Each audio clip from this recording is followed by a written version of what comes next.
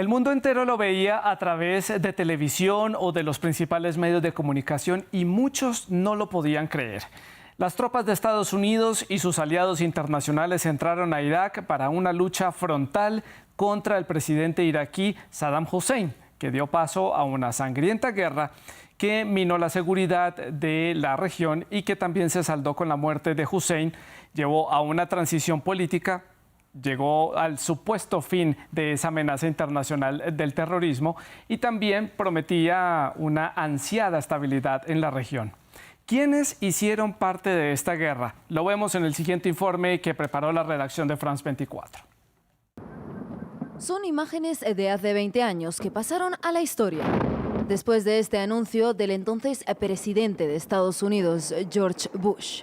En este momento, las fuerzas estadounidenses y de la coalición se encuentran en las primeras fases de las operaciones militares para desarmar Irak, liberar su pueblo y defender el mundo de un grave peligro. Una invasión que dio inicio a una cruenta guerra en el país, que se extendió hasta 2011 y se saldó con la vida de cientos de miles de civiles. Pero, ¿cuáles son los principales actores armados?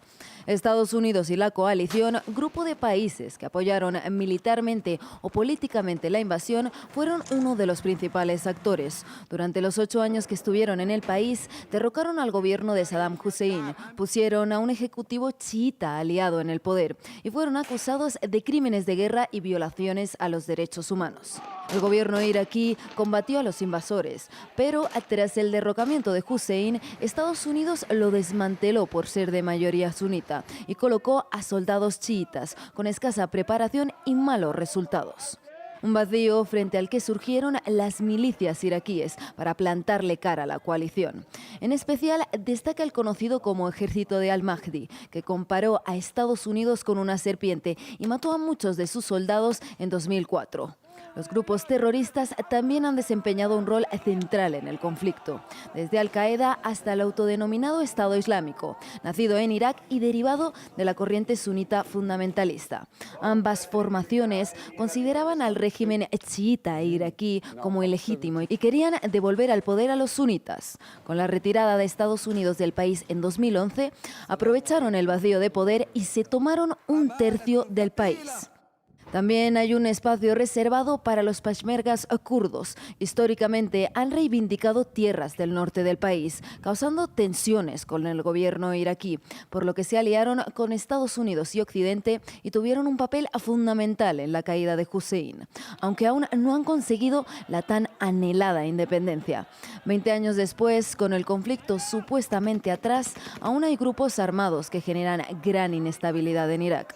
Tanto es así que en 2014 el presidente Obama tuvo que enviar a 2.500 tropas para asistir al ejecutivo iraquí, que aún siguen allí, con la promesa de estabilidad muy lejos en el horizonte. 20 años después, la invasión y guerra en Irak es vista de diferentes formas en la comunidad internacional, desde vergüenza y rechazo hasta satisfacción, en algunos casos. Los argumentos para justificarla, como por ejemplo la supuesta posesión de armas de destrucción masiva por parte de Saddam Hussein, pues fueron desmentidos muchos años después. La invasión fue llevada a cabo también sin tener un permiso de la Organización de Naciones Unidas. ¿Y qué dejó? Pues como lo veíamos, un país dividido, un Estado incapaz de hacer frente a los retos que se le presentan, un descontento social que encontró alivio en cierta manera en el Islam radical, una sociedad fragmentada, también un estancamiento económico en uno de los mayores productores de petróleo en el mundo y la tan anhelada paz, estabilidad y democracia, pues bien, gracias, se quedó en eso, en una promesa que todavía 20 años después los iraquíes siguen esperando. Hoy en el debate de France 24, Irak, 20 años después, ¿cuáles fueron las lecciones aprendidas? Para hablar sobre este tema hemos invitado a Andrés de Castro García, él es subdirector del Instituto Universitario General Gutiérrez Mellado. Andrés se encuentra en la ciudad de Bogotá, en Colombia. Y desde San Sebastián, en el norte de España, se conecta José Antonio Eguido. Él es analista internacional, doctor en sociología por la Universidad de Provenza, Marsella. Les recuerdo a los televidentes que ustedes también hacen parte de este debate, de esta discusión. Pueden dejar todo tipo de comentarios y preguntas a través de las redes sociales. Ya las conocen, estamos en Twitter, en Facebook, también estamos en Instagram, en donde nos encuentran como @France24-ES. La etiqueta para que dejen los comentarios es numeral el debate F24, todo pegado, todo junto. Y a mí me encuentran en Twitter como @Santilogo. No olviden también que todos los contenidos de nuestro programa están disponibles en Apple Podcast, en Spotify, en Deezer y en TuneIn. Comienzo entonces dándole la bienvenida a Andrés en la ciudad de Bogotá. Andrés, gracias por estar con nosotros en el programa. Y la pregunta básica para hacer balance de lo que deja o dejó esta invasión, esta guerra en Irak, 20 años después, como titulamos el programa, ¿qué lecciones dejó? ¿Cuál es su análisis? Bienvenido. Muchísimas gracias y buenas tardes. Las lecciones principales que sacamos es precisamente el error que ha sido que en el momento en el que Estados Unidos se encontraba con mucha capacidad política, lo que los profesores de Relaciones Internacionales llamamos el momento unipolar, utilizara esa capacidad y ese poder en el mundo para expandir la democracia.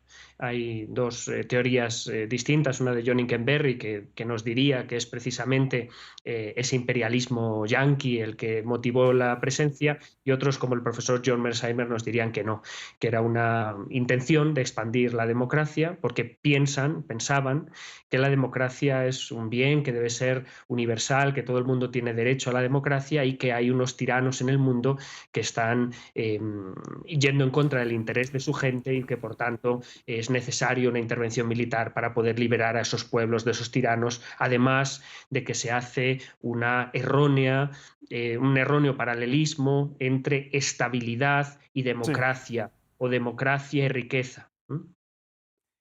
Ahora le doy la palabra a José Antonio en la ciudad de San Sebastián, en el norte de España. José Antonio, gracias por estar con nosotros también. Bienvenido al programa y quiero conocer su opinión. ¿Qué deja 20 años después esta guerra en Irak? ¿Cuál es su balance? Bienvenido.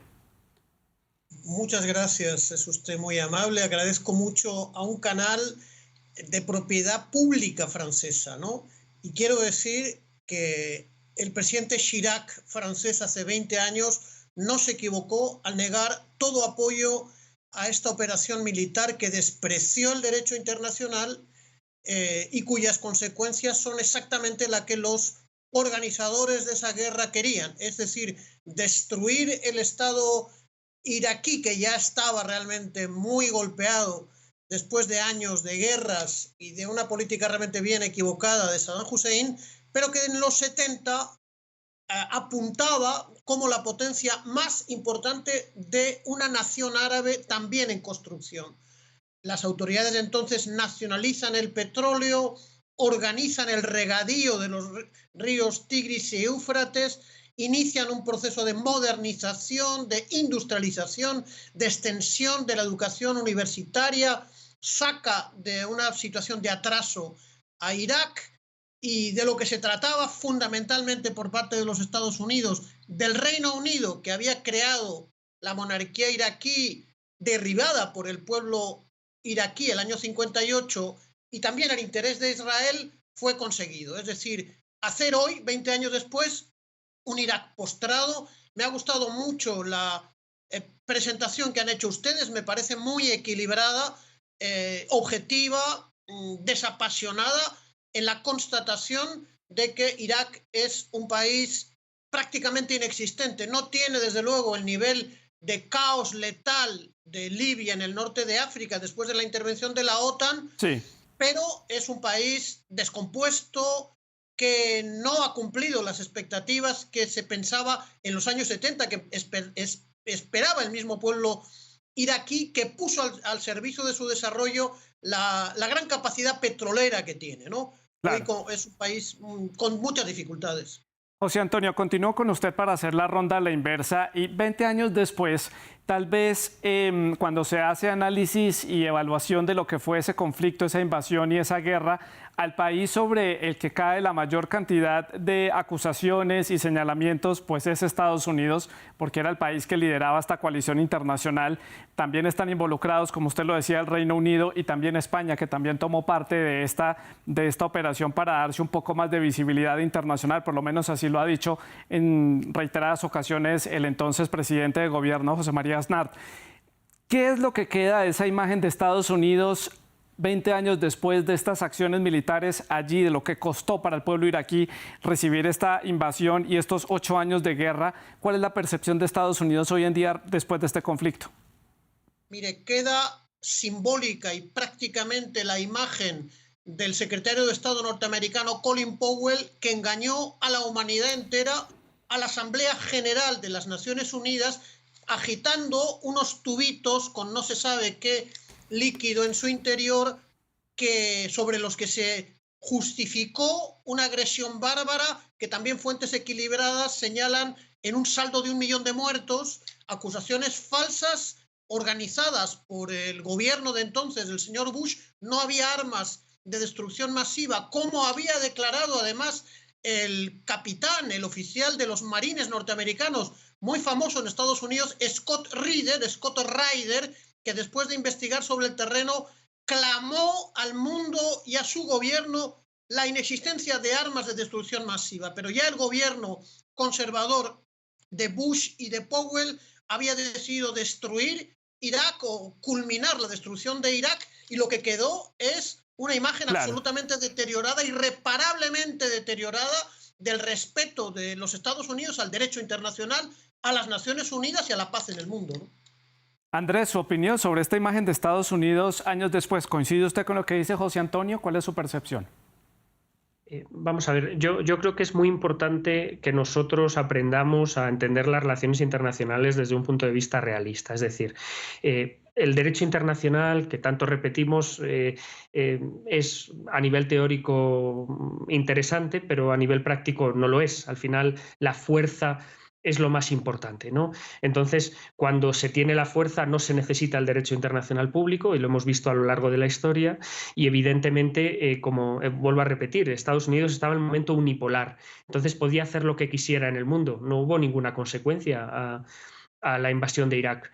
Daba igual lo que dijera la Asamblea de las Naciones Unidas y daba igual lo que dijera el Consejo de Seguridad de las Naciones Unidas. Entonces, que el hecho de que se llegara a Irak con una mentira tampoco es la primera vez que ocurre en la historia de las relaciones internacionales. De hecho, sabemos que es muy común. No digo con esto que sea menos grave, digo que es simplemente un hecho que vuelve a ocurrir, y es muy importante que en las democracias nosotros tengamos ciudadanos formados que entiendan cuáles son los riesgos de emprender ese tipo de acciones y, como digo, tremendamente ideologizadas. Mi compañero ha utilizado el término conservador. No estoy muy de acuerdo. Yo creo que es más liberal que conservador. Yo creo que desde un punto de vista conservador lo interesante hubiera sido cooperar con el régimen de Saddam, que por supuesto no era perfecto, por supuesto que había problemas graves y que había violaciones de los derechos humanos, por supuesto, pero morían muchísimas menos personas y había menos violaciones de los derechos humanos durante el régimen que después del régimen. Por lo tanto, nos hemos equivocado. Andrés, continúo con usted. Usted habla de lo que trajo esta decisión de Estados Unidos en un mundo en donde Estados Unidos lideraba prácticamente la escena internacional. Hoy, 20 años después, ¿puede haber algún tipo de condena a Estados Unidos y a quienes hacían parte de ese gobierno del presidente George W. Bush, que tomaron la decisión de llevar a cabo esta invasión a través de esta coalición internacional? ¿O eso ya se perdió en los libros de historia en el pasado y estas personas nunca van a pagar por el derramamiento de sangre que hubo en Irak? Verá, hay un jurista romano de hace 2000 años, Ulpiano, que dijo aquello de quod principi placuit legis habet vigorem, aquello que quiere el príncipe tiene valor normativo. Nunca piensen en lo técnico. El derecho internacional es una cuestión técnica, lo que importa es la política. Si Estados Unidos pierde totalmente el poder en el mundo y llegan otras potencias que redistribuyen ese poder, utilizarán los medios jurídicos para que haya consecuencias jurídicas en todo lo que a ellos les interese. Pero olvídense de la justicia, ni cuando Estados Unidos mandaba al mundo, ni cuando otros lo manden, porque lo único que va a importar es el interés de esas naciones. Si esas otras naciones llegan alguna vez a tener el poder y les interesa políticamente atacar a Estados Unidos a través de perseguir potenciales delitos que hayan cometido en ese momento, lo harán. José Antonio, su opinión sobre esto. ¿Estados Unidos algún día será condenado por esta invasión? Bueno, estamos ante la decadencia del imperialismo norteamericano.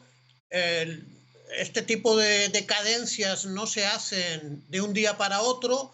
Hay que recordar que los Estados Unidos tienen una capacidad militar de escala universal y efectivamente es cierto, el derecho internacional es lo que caracteriza a una civilización humana avanzada, la violación del derecho internacional es lo que caracteriza a los imperios sanguinarios y decadentes que ponen en peligro la existencia del planeta por favorecer la posición de privilegio de las élites, que en el caso de Irak lo que querían era quedarse con el petróleo, aniquilar la capacidad de independencia de ese país y de servir de referencia a la nación árabe, ¿no?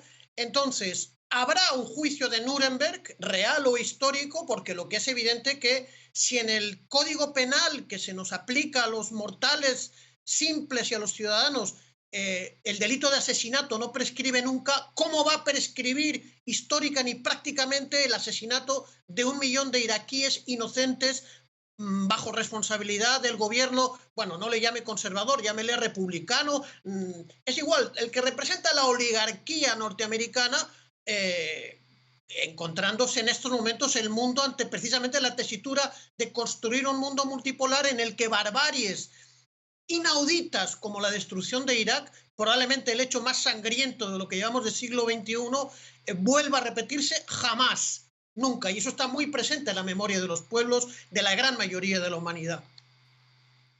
José Antonio, eso en cuanto a Estados Unidos 20 años después. ¿Qué hay de Irak? Ya mencionábamos estas divisiones que hay, estos problemas que hay para la construcción del Estado como tal, para poder afrontar las situaciones que se le presentan en el día a día a cualquier país, una sociedad dividida, refugio de supuestos terroristas ante los ojos, o por lo menos desde la mirada occidental, también con problemas con las minorías. Un país muy complejo para cohesionar como nación. ¿Cuál es la importancia del rol de Irak en la actualidad, entendiendo estas dificultades que tiene? Me lo pregunta a mí, ¿verdad? Sí, José Antonio, adelante. Mire, hemos hablado de la pérdida de 1 millón de vidas, pero es que hay otra pérdida mayor, que es el de la cohesión de un país milenario que se construyó sobre la base de lo que tenía en común. La tradición colonialista occidental, representada por los Estados Unidos, buscaba precisamente lo contrario, a través de una política de cuotas, dividir la sociedad iraquí en comunidades que tenían mucho en común. Hay una gran mayoría que es musulmana. Los musulmanes tienen un Corán común y me he encontrado con muchos musulmanes que dicen, nosotros hasta hace pocos años nadie le importaba quién era chií, quién era sunita, suní o quién era lo que fuese. Y lo mismo respecto a las identidades étnicas. Una de las grandes responsabilidades de los Estados Unidos es haber creado un país en guerra civil permanente, ¿no? Y eso es muy difícil que se pueda recomponer porque ha corrido mucha sangre entre esa gente y además hay mucha responsabilidad. Yo no voy a justificar a Saddam Hussein y a sus crímenes. Uno de sus crímenes más graves fue atacar a Irán y crear una guerra entre hermanos de la misma región, por cierto, también alentada por los Estados Unidos, pero entonces había más posibilidades de construir una entidad bastante cohesionada, sabiendo que la gran mayoría de los pueblos del mundo tienen complejidades, pero los pueblos superan las complejidades y en Oriente Medio la han superado milenariamente. Claro. Recordemos que el origen de la humanidad es esa región del mundo, precisamente, ¿no?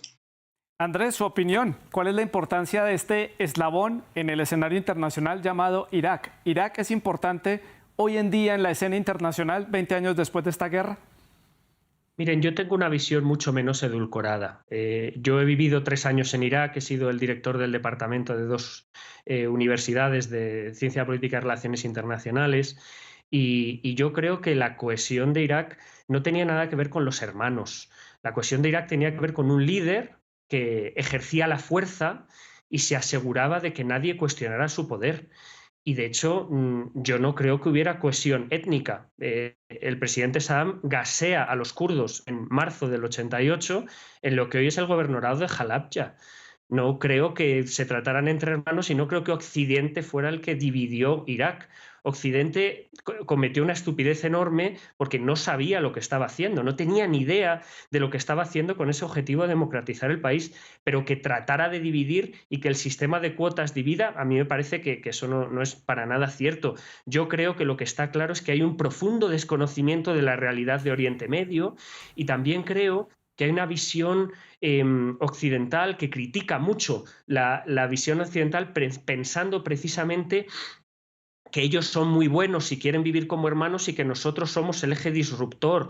El presidente Saddam llamaba a Khomeini Dajjal, Khomeini el anticristo. Entonces no creo desde luego que esa guerra proxy de Irán contra Irak, que al final era una guerra entre Estados Unidos y la Unión Soviética entre 1980 y 1988, tuviera nada que ver con una lucha entre hermanos. Era una lucha contra enemigos milenarios de la nación árabe contra el imperio persa.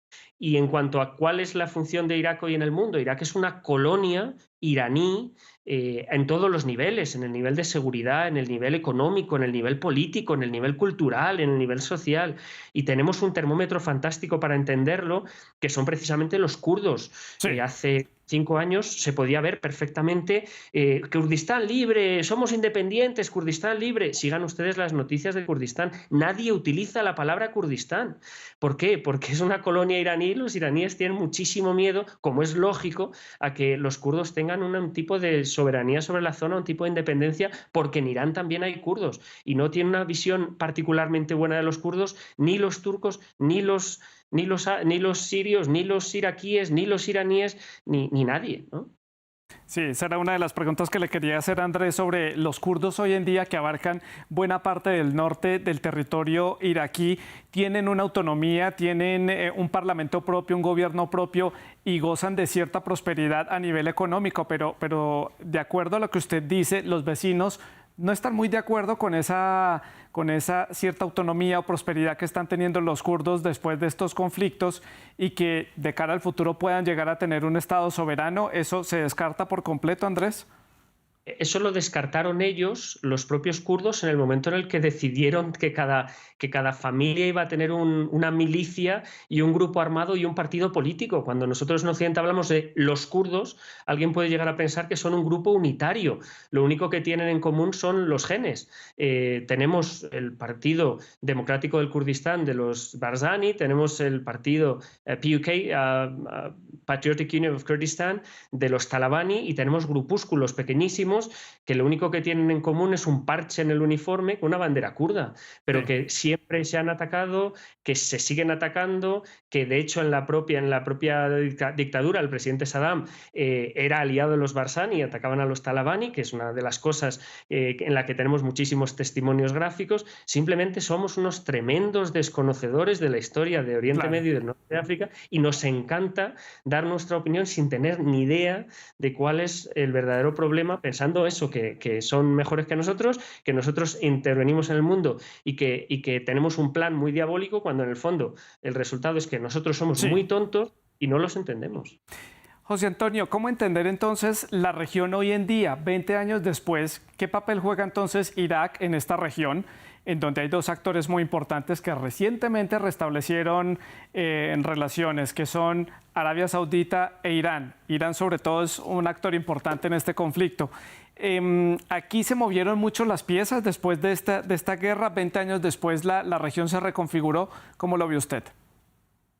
Claro, Irak precisamente perdió toda la gravitación que iba a tener de desarrollarse las cosas como se desarrollaban en los años 70. En los años 70 hubo un gobierno de unidad nacional con una mayoría del partido Baas, al que todavía no había llegado a su máxima dirección Saddam Hussein, sino su tío, pero también estaba el Partido Comunista, que por cierto había sido durísimamente atacado por el partido Baas en la década anterior, pero consiguieron formar ese gobierno de unidad nacional al que se incorporó el partido de Barzani. Es decir, no había durante un cierto tiempo una tradición de violencia para resolver los problemas políticos, que lamentablemente ha sido una de las tradiciones iraquíes que se aplazó o se congeló o se moderó en aquella época de Frente Nacional Progresista que nacionaliza el petróleo y que permite crear el horizonte de un Irak próspero que hoy hubiese tenido una enorme gravitación sobre la zona como el eje central de la nación árabe, desplazando a las monarquías del Golfo muy estrechamente aliadas a las potencias occidentales colonialistas, porque además son en gran medida creaciones del Reino Unido, ¿no? Sí. De su graciosa majestad británica. Irak fue destruido, como lo planteaban las potencias atacantes. Vuelvo a insistir, Francia no intervino en ese desastre, sí ha intervenido lamentablemente en el desastre sirio, pero claro, ante un Irak en el que es hoy un escenario de combate entre los intereses, por un lado de Irán, por otro lado de los occidentales, con la herramienta del islamoterrorismo siempre presente ahí. Hay que reconocer que Al-Qaeda proviene de la operación Ciclón de la CIA en Afganistán, sí. Daesh proviene de Al-Qaeda, ha quedado desaparecida y hay con la intervención de China, ha tenido que ser China la que ponga de acuerdo a la sí. monarquía saudí con la República Islámica de Irán para crear un eje allí de una cierta contención sí. entre estas dos grandes potencias que son las emergentes en esa claro. zona del mundo. Ya vamos a hablar del papel de China porque es importante. Quiero conocer la opinión de Andrés sobre el rol que juega Irán y Arabia Saudita en todo este ajedrez. Bien, un apunte, si me lo permiten, de lo anterior. Es un error enorme hablar de Irak y progresismo o hablar de Irak y unidad nacional. Es que estamos hablando de un planeta distinto. Siempre que metemos léxico occidental de la ciencia política occidental, ya hemos destruido toda posibilidad de un análisis serio y real sobre el país. Pero el rol de China. China está tratando de colonizar el mundo de la manera china y para eso necesita jugar todas las piezas en el planeta. Y entonces, evidentemente, a China no le interesa cuál es el régimen político ni económico que tienen las naciones. Busca solamente cuál es su entrada de interés nacional. Entonces, evidentemente, eso es muy sencillo en el momento que estamos viviendo, sobre todo también en el contexto de la guerra de Ucrania, porque permite a China mostrarse como una alternativa viable, pero obviamente con el mismo objetivo que tiene cualquier nación en el mundo que piense, incluido la francesa, y por eso tenemos tantos siglos de historia en las relaciones internacionales en el que podemos juzgar el comportamiento de Francia. Es decir, tratar de expandir su poder, mantener y expandir. En ese sentido, evidentemente Irán es un hegemón regional, entonces China necesita que su estrategia esté de alguna manera sea compatible con la estrategia iraní porque no quiere entrar en un conflicto directo con Irán, mucho menos ahora en ese momento de expansión, y evidentemente es en ese contexto en el que la República Popular China fomenta un entendimiento entre los dos grandes rivales del mundo musulmán, que son el Reino de Arabia Saudí y la República Islámica de Irán. ¿Esto entonces reconfigura las cargas allí en la región después de estos 20 años en donde había cierto, digamos, desorden, donde las monarquías se habían aliado más con Occidente y había cierta tensión en la zona? Ahora con este acercamiento que hace China entre estos dos países de suma importancia en la región, ¿se reequilibran entonces las cargas? Andrés, muy puntual, por favor. Se dan ustedes cuenta de que el momento de mayor estabilidad es siempre cuando hay un actor que es muy poderoso. Entonces, en ese momento se da un momento de estabilidad. Nos pasa en el Irak de Saddam, tiene el monopolio de la violencia y es por tanto por lo que tenemos una gran estabilidad, y China está buscando una estabilidad. Yo no soy muy optimista sobre que las relaciones entre Irán y Arabia Saudí vayan a ir bien. No van a ir bien, pero nos está mostrando que China tiene mucho interés de que vayan bien porque necesita buscar un mundo pacífico en el que ellos manden, desterrando totalmente ese poder occidental. José Antonio, paso a preguntarle por algo que ustedes han comentado a lo largo de este programa, y es ese modelo de democracia occidental.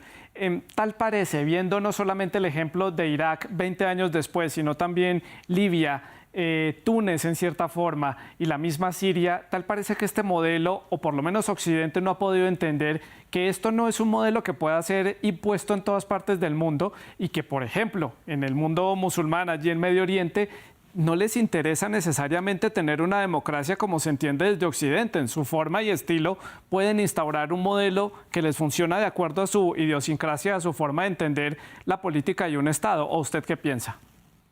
Realmente me gusta mucho una pregunta tan inteligente como la que me plantea usted, ¿no? ¿Qué manía tiene la vieja tradición colonial occidental de imponer su propio modelo como si fuese el único capaz de funcionar en todas las partes del mundo, ¿no?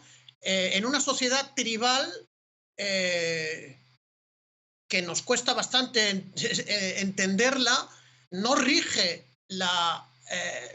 el fundamento de un hombre, un voto, aunque el principio nacido de la Revolución Francesa, de la soberanía del pueblo, sí que rige universalmente y también en el mundo árabe. Lo que pasa es que no se podrá articular en una manera partidocrática que no representa los intereses de la sociedad, sino los intereses de determinadas élites y muchas veces de élites extranjeras.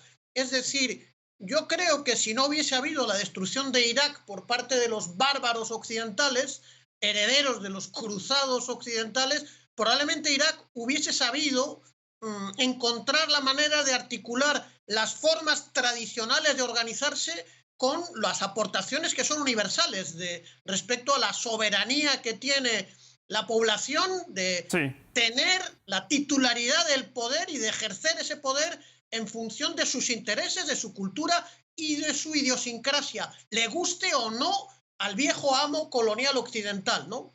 Eso es Andrés, su opinión sobre este tema. A mí me parece que hablar en Irak de Revolución Francesa y conectarlo con Revolución Francesa es un error total. En el Irak de Saddam y en la región la fuerza no se tiene por la población no le interesa a nadie.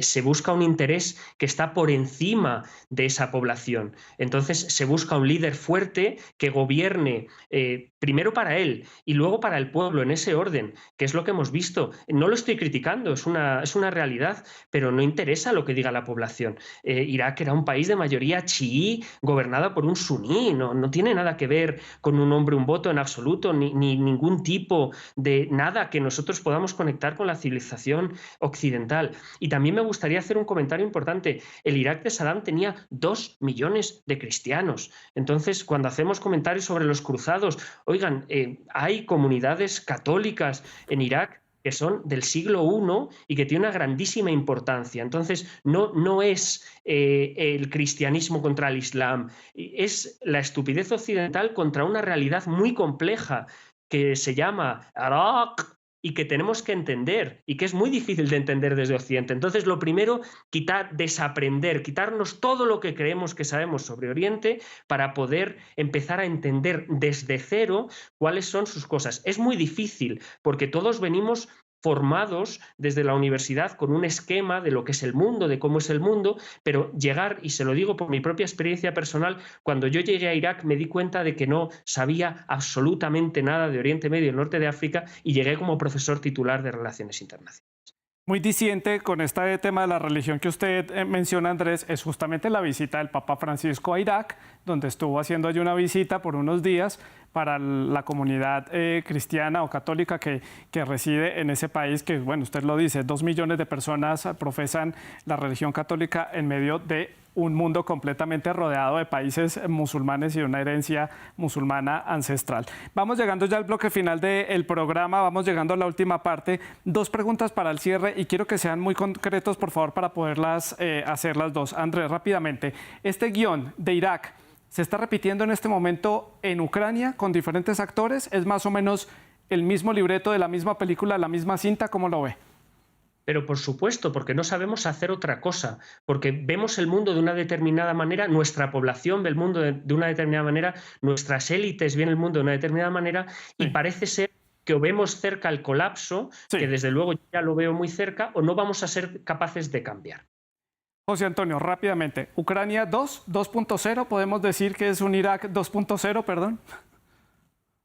Bueno, Ucrania es el límite de la lógica norteamericana de imponer su voluntad a los pueblos de una manera impune. Ucrania, lo dicen los norteamericanos, tenía que ser la base de agresión a Rusia para destruir a Rusia, como lo han hecho con Irak, con Serbia, con Libia, le guste o no al señor profesor de Relaciones Internacionales, que no ha hecho más que faltarme al respeto. Yo no le falto a él al respeto, pero le voy a decir que en Ucrania están haciendo un mundo multipolar con respeto al derecho internacional, que le vuelvo a decir es el instrumento de las naciones del mundo para evitar un holocausto nuclear que se va a producir si se sigue respetando el derecho internacional, como lo hicieron los Estados Unidos en Irak. José Antonio, rápidamente, me queda un minuto para finalizar el programa. La conclusión, Irak hacia el futuro, ¿un Irak en paz, un Irak dividido, fragmentado o nuevamente como un terreno de batalla? Muy puntual, José Antonio, por favor, de Juan Andrés para el cierre.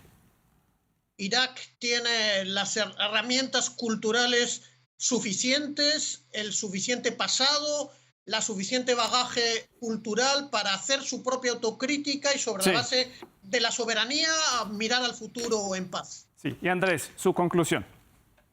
Irak está completamente destruido, no tiene ninguna identidad actualmente, es una mera colonia y les va a costar mucho, si alguna vez lo consiguen, poder reconstruir el país. Andrés, José Antonio, muchas gracias por haber estado con nosotros aquí en el debate de France 24. Es todo por el día de hoy. Muchas gracias por su sintonía. En nombre del equipo técnico les agradecemos haber estado con nosotros. La producción del programa estuvo a cargo de Laura Garzón y de Jennifer Guevara y la producción de invitados estuvo a cargo de Tania Herrera. Pueden seguir dejando sus comentarios a través de las redes sociales. Sigan con nosotros.